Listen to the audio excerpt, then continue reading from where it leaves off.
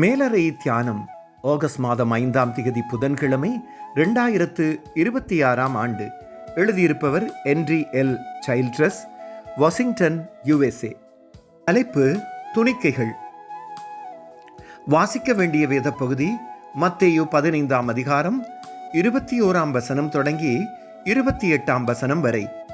இன்றைய நாளுக்குரிய தியான வசனம் மத்தேயு 15ஆம் அதிகாரம் 26ஆம் 27ஆம் வசனங்கள்.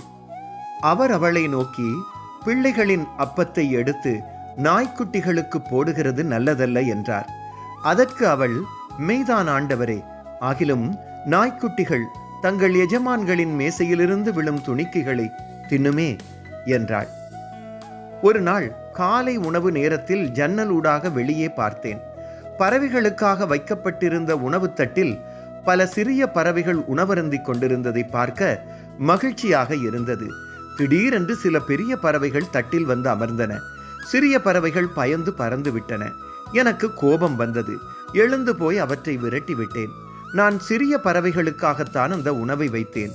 அடுத்த நாளும் அதே நிகழ்வை கண்டதும் பெரிய பறவைகளை துரத்துவதற்கு எழுந்த நேரத்தில் இன்றைய வாசிப்பு பகுதி நினைவுக்கு வந்தது. கானானிய பெண் தனது குழந்தையை குணமாக்கும்படி இயேசுவை கேட்கிறாள். ஆனால் இயேசு தான் இஸ்ரவேல் மக்களுக்காக மட்டும் வந்ததாக சொன்னாலும் அவளுடைய விசுவாசத்தை கண்டு மனம் இறங்கினார். பெரிய பறவைகளுக்காக நான் அந்த உணவுத்தட்டை அங்கே வைக்கவில்லை. ஆயினும் அவைகளுக்கும் பசி வரும். சத்துணவு தேவை. அதையே அவர் யூதரிலிருந்து மாத்திரமல்ல, புறஜாதிகளிலும் இருந்து நம்மை அழைத்திருக்கிறாரே என்று ரோமருக்கு எழுதிய நிருபத்தில் பவுலடிகள் எழுதியிருக்கிறார். ஜெபம். அன்பான பரலோக தகப்பனே, அனைத்து மக்களுக்குமே நாம் நற்செய்தியை அறிவிக்க வேண்டும் என்பதை மறவாதிருக்க கிருபை தாருங்கள். இயேசுவின் நாமத்தில் ஆமேன். இன்றைய நாளுக்குரிய சிந்தனை.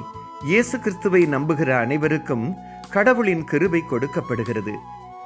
கர்த்தருடைய அன்பும் இரக்கமும் அவர் தரும் பாதுகாப்பும் சமாதானமும் இந்த நாளில் உங்கள் அனைவரோடும் கூட இருப்பதாக.